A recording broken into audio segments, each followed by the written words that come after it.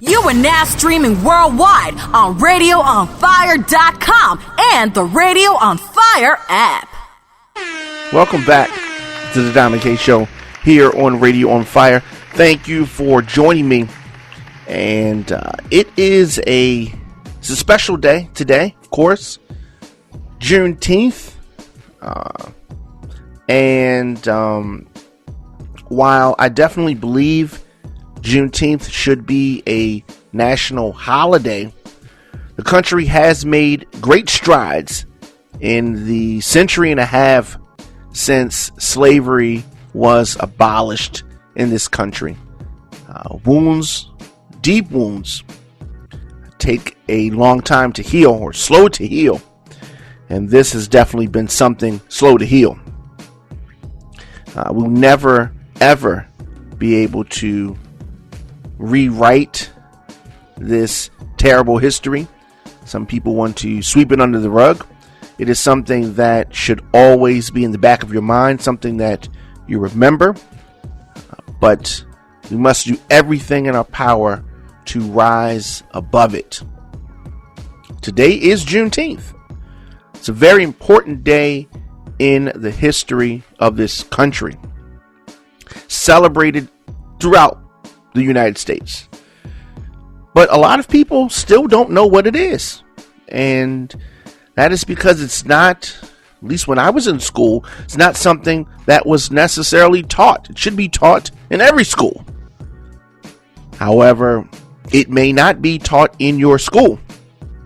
So therefore, people may not know exactly that Juneteenth marks the day in 1865 when Union soldiers finally told the enslaved Africans in Galveston, Texas, that they were free. This marked the last of the enslaved people, enslaved Africans. This is a full 2 years after Abraham Lincoln signed the Emancipation Proclamation. The Juneteenth represents the official end of slavery, depending on how you look at it, right? It makes the people, the enslaved Africans in Galveston, Texas, the last group to find out. So today's episode is dedicated to the Juneteenth celebration. And as I said, some people will not know, do not know. So they may ask you a question. What is Juneteenth? Don't get upset with them because they don't know. As I said, all schools should teach Juneteenth.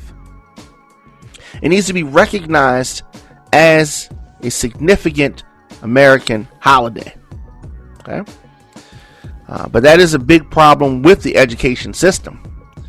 We've missed so much in terms of history and training our young people, how their voices and their experiences are included in the history of this country. Now, this is a starting point, Juneteenth. It marks something, but there is a lot of work left to do. But Juneteenth is an opportunity for the nation to broaden their view of history, understanding the complexity of American history. And that is something that if people truly don't know, teach them. Each one teach one. Each one teach one. A lot of neighborhoods and cities having celebrations. And we do have a pandemic going on, so I definitely want people to be safe as best as you can. Maintain social distancing. But Juneteenth is an important holiday. You do something. It could just be a good dinner. Leaving work early. Doing something nice for someone.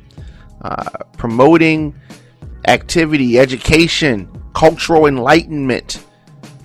All of these things beneficial this Juneteenth.